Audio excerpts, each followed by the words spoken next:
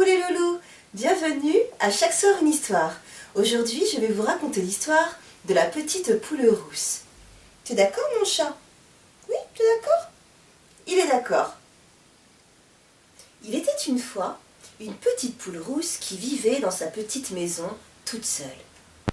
Un vieux renard, habile et rusé, demeurait au milieu des rochers sur une colline non loin de là. Au fond de son terrier, Maître Renard rêvait, le jour et la nuit, au moyen d'attraper la petite poule rousse. « Comme elle doit être tendre, pensait-il, si seulement je pouvais la mettre à bouillir dans ma grande marmite, quel fameux souper pour ma vieille mère et pour moi !» Mais il ne pouvait pas venir à bout de la petite poule rousse, parce qu'elle était trop fine et trop prudente. Toutes les fois qu'elle sortait, elle fermait sa porte et prenait sa clé. Et quand elle rentrait, elle s'enfermait soigneusement et mettait la clé dans la poche de son tablier avec son dé et ses ciseaux. À la fin, le renard pensa qu'il avait trouvé un bon moyen. Il partit de grand matin en disant à sa vieille mère « Mets la grande marmite sur le feu, nous aurons la petite poule rousse pour notre souper. » Il mit sous son bras un grand sac et courut jusqu'à la maison de la petite poule. Elle venait justement de sortir pour ramasser des copeaux afin d'allumer son feu. Le renard se glissa derrière la pile de bois et pendant qu'elle était baissée, il fila dans la maison et se cacha derrière la porte. Une minute après, la petite poule rousse rentra en disant « Je vais fermer la porte et après je serai bien tranquille. » Et comme elle se retournait, elle vit le renard avec son grand sac sur l'épaule. « Ouh !» Comme la petite poule fut effrayée, mais elle ne perdit pas la tête. Elle laissa tomber ses copeaux et vola sur la plus haute armoire, d'où elle cria au vilain vieux renard « Tu ne me tiens pas encore !»« Nous allons voir ça, » dit Maître Renard. Et que croyez-vous qu'il fit? Il se planta sur le plancher, juste au-dessous de la petite poule rousse, et il se mit à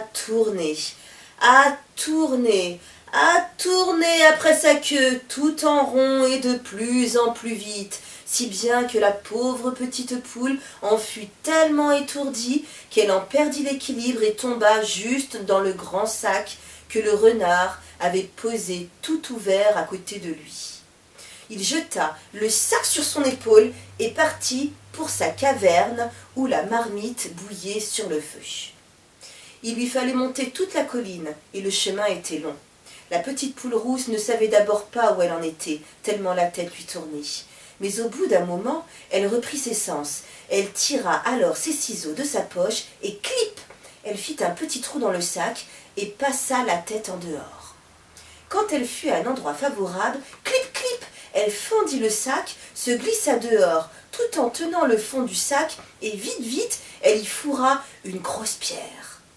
Après quoi, elle prit son vol et fila aussi vite qu'elle put jusqu'à la maison où elle s'enferma bien soigneusement.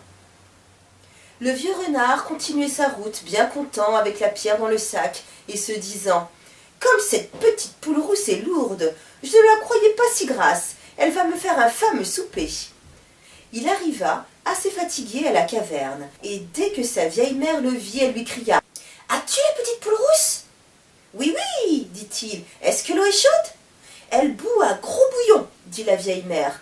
Alors attention, ôte le couvercle de la marmite. Je secouerai le sac et ferai tomber la petite poule rousse dedans, et toi, tu veilleras, de crainte qu'elle ne s'envole. » La vieille mère renarde ôta le couvercle de la marmite et se tint tout près. Le renard ouvrit légèrement le sac, sans regarder dedans, le prit par le fond et le secoua au-dessus de la marmite. Plouf! La grosse pierre tomba dans la marmite, ce qui renversa et échauda le renard et sa vieille mère, de sorte qu'ils furent tellement brûlés qu'ils en moururent. Et la petite poule rousse resta dans sa petite ferme, où elle vécut heureuse jusqu'à la fin de sa vie. Voilà les enfants, l'histoire du soir est terminée. Moi, je vais me coucher. À demain les loulous, faites de beaux rêves.